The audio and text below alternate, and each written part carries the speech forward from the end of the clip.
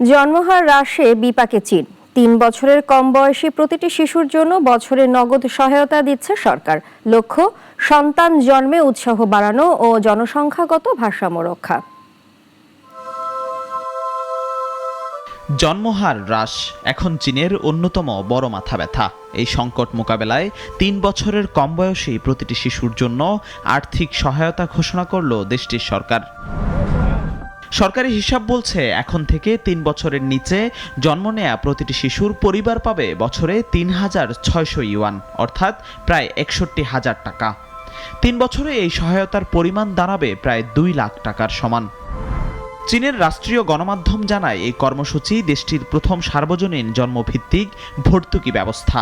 প্রায় ২ কোটি পরিবার এই উদ্যোগের আওতায় আসবে বলে আশা করছে কর্তৃপক্ষ। সহায়তার সর্বোচ্চ পরিমাণ ধরা হয়েছে ১০,৮০০ ইউয়ান, প্রায় ১,৮৫,০০০ টাকা।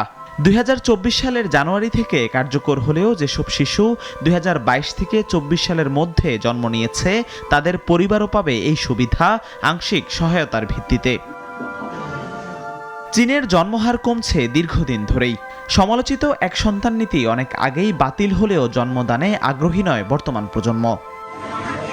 সন্তান প্রতিপালনে উচ্চ ব্যয়, কর্মজীবী নারীদের জন্য পর্যাপ্ত সুবিধা না থাকা এবং সামাজিক চাপ এই অনাগ্রহের পেছনে অন্যতম কারণ বলে মনে করেন বিশেষজ্ঞরা। স্থানীয় প্রশাসন ইতোমধ্যেই নানা ধরনের প্রণোদনা চালু করেছে।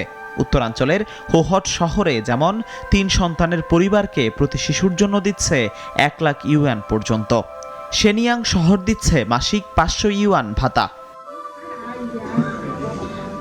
চীনের ইউয়া পপুলেশন রিসার্চ ইনস্টিটিউটের গবেষণা বলছে, দেশটিতে একজন শিশুকে ১৭ বছর পর্যন্ত বড় করতে খরচ হয় গড়ে $৭৫,৭০০, যা বিশ্বের মধ্যে অন্যতম বেশি।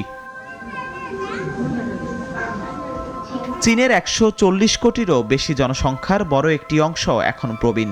এর ফলে শ্রমশক্তির ঘাটতি, স্বাস্থ্য ব্যবস্থার চাপ এবং অর্থনীতিতে দীর্ঘমেয়াদী ঝুঁকি তৈরি হচ্ছে। এই পরিস্থিতিতে জন্মভিত্তিক ভর্তুকি কর্মসূচি চীনের সামাজিক কাঠামো ও অর্থনীতিকে চাঙ্গা করার একটি সাহসী পদক্ষেপ হিসেবে বিবেচিত হচ্ছে। জিহাদুল ইসলাম, নাগরিক।